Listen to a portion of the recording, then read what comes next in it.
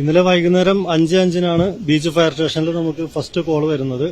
5:06 തന്നെ അവിടുന്ന് വണ്ടി പുറപ്പെടുകയും 5:08 സംഭവസ്ഥലത്തേക്ക് എത്തുകയും ചെയ്തു. തീ വളരെ വലുതാണെന്ന് കണ്ടപ്പോൾ ഇവിടെ നിന്ന് തന്നെ മെസ്സേജ് എല്ലാ നിലയങ്ങളിലേക്കും പാസ് ചെയ്തു. അവിടെ നിന്നെല്ലാം വാഹനങ്ങൾ, കോഴിക്കോട് ജില്ലയിലെ എല്ലാ വാഹനങ്ങളും സംഭവസ്ഥലത്തേക്ക് എത്തിച്ചു.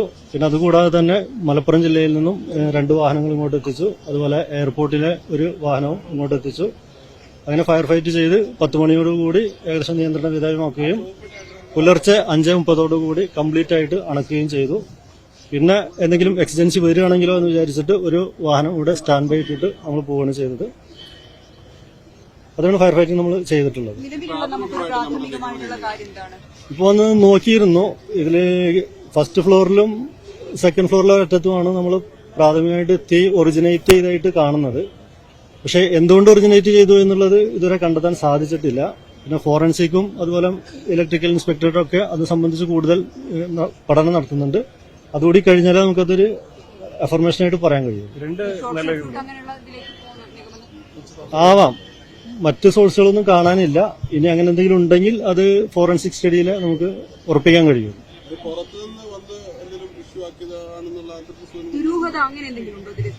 ദുരൂഹത എന്നൊന്നും പറയാൻ കഴിയില്ലല്ലോ. ഇത് കെട്ടിടത്തിന്റെ ഉള്ളിലാണല്ലോ തീ പിടിച്ചിട്ടുള്ളത്.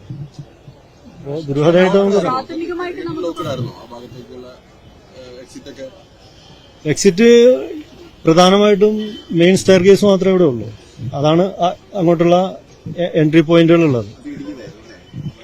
അല്ല, അത് അത്യാവശ്യം വീതിയുള്ളതായിരുന്നു.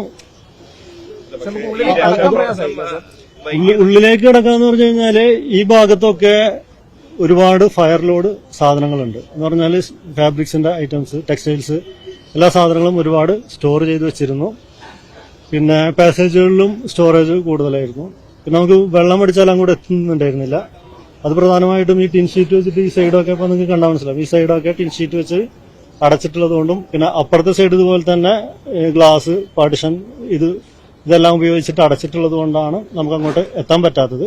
അതുകൂടാതെ അത് കഴിഞ്ഞാൽ ഒരു പാസേജാണ്. പാസേജ് കഴിഞ്ഞാൽ റോളിംഗ് ഷട്ടറാണ്. ഇതിന്റെ അകത്താണ് ഫ്ലൈമബിൾ മെറ്റീരിയൽ അല്ലെങ്കിൽ ഈ തീപിടിച്ച വസ്തുക്കൾ ഉണ്ടായിരുന്നത്.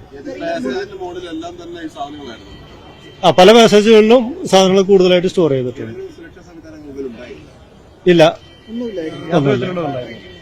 ഒന്നുമില്ല. ഇല്ല.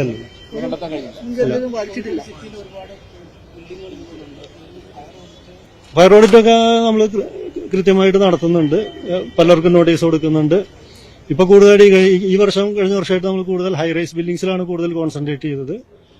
അപ്പോൾ ആ ബിൽഡിങ്ങുകൾക്കൊക്കെ നമ്മൾ ഫയർ ഓഡിറ്റ് നടത്തിയിട്ട് ലെറ്ററായിട്ട് കൊടുക്കുന്നുണ്ട്, വേണ്ട സുരക്ഷാ മാനദണ്ഡങ്ങൾ. ഇത് അനധികൃതമാണെന്ന് നമുക്ക് അറിയാൻ കഴിയില്ല.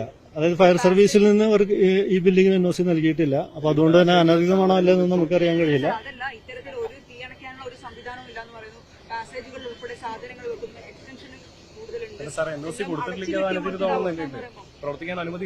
അല്ലല്ല, അത് എന്ന് പ്രവർത്തിച്ച് തുടങ്ങിയതാണ്. അങ്ങനത്തെ കാര്യങ്ങളൊക്കെ തദ്ദേശ സ്വയംഭരണ സ്ഥാപനങ്ങളാണ് നോക്കുന്നത്. അവരുമായിട്ട് കോൺടാക്ട് ചെയ്ത് കഴിഞ്ഞാൽ കൂടുതൽ ഡീറ്റെയിൽസ് കിട്ടും. ഇവിടെ അധികം സ്റ്റാഫ് ഉണ്ടായിട്ടില്ല എന്നാണ് പറഞ്ഞത്. മിനിമം സ്റ്റാഫുകളെ ഉണ്ടായിരുന്നുള്ളൂ എന്നാണ് പറഞ്ഞത്. പിന്നെ ഈ രക്ഷാപ്രവർത്തനം അതീ പറഞ്ഞാണ് ഈ പറഞ്ഞ പാർട്ടിഷൻ ഉണ്ടല്ലോ,